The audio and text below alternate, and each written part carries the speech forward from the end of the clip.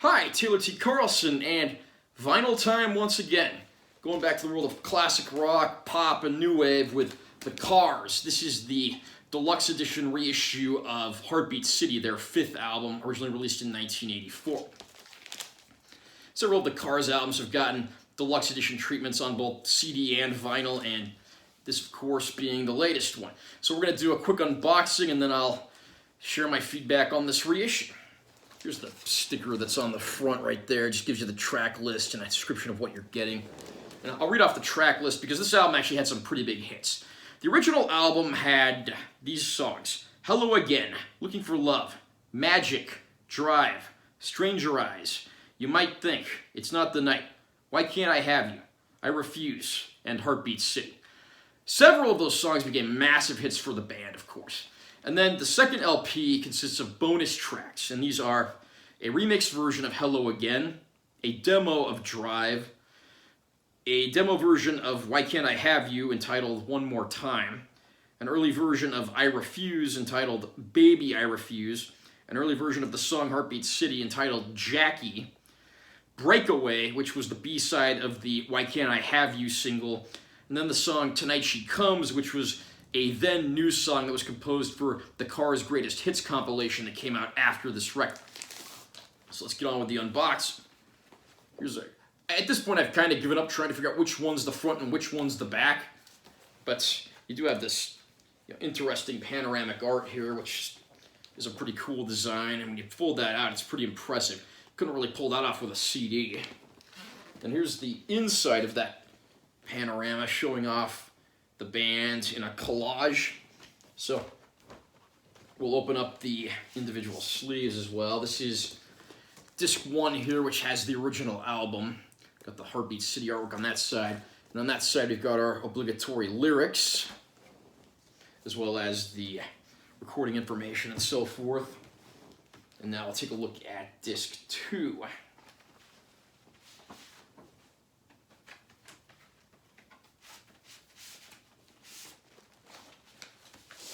Okay, and disc 2, it looks like they actually included some extra sleeves if you don't want to put these into the sleeves with the lyrics and the credits and so forth. So here's disc 2 right here, which has all of our bonus tracks on it. And then here's the sleeve that disc 2 would otherwise go in. Got a beautiful photo collage there of the band during this era. And then there's some essays on the back here.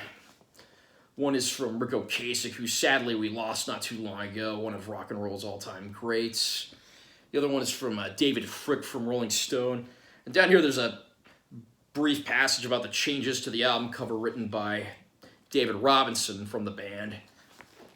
And, of course, if you're a classic rock, pop, new wave fan at all, you know who the Cars are. They've put out some great music over the years. My personal favorite album is probably their 1978 debut album, but they consistently followed it up with many great releases.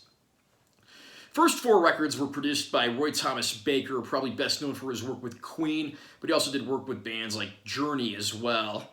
He did their first 4 albums, and then for their 5th album, Heartbeat City, they signed up with another high-profile producer, that of course being Robert John Mutt Lange.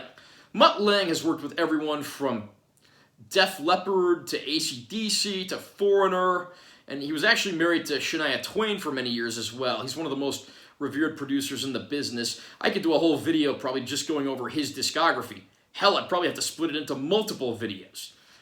Anyway, Heartbeat City was probably the Cars' most famous album after their debut. I believe this was probably, in terms of chart position, their biggest and most successful album.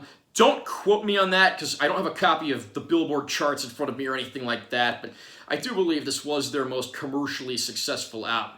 And the hits on this album are just numerous. I mean, you get Drive, Hello Again.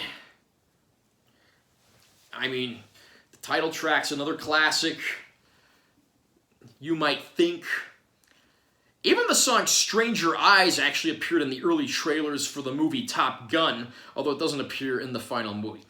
It's admittedly a little more heavily produced than their earlier efforts. It lacks some of that early rawness, so to speak, that was lost on a lot of their later albums. But as far as just, a straight up rock pop album goes, this is a damn good one. And the quintet of these 5 guys, they sound good on every record, but this might just be, I don't know if I'd call it their best album, because again, I'm partial to the earlier, more raw, maybe slightly darker material, but it's a great pop rock album, and I will not deny its greatness and its place in rock history.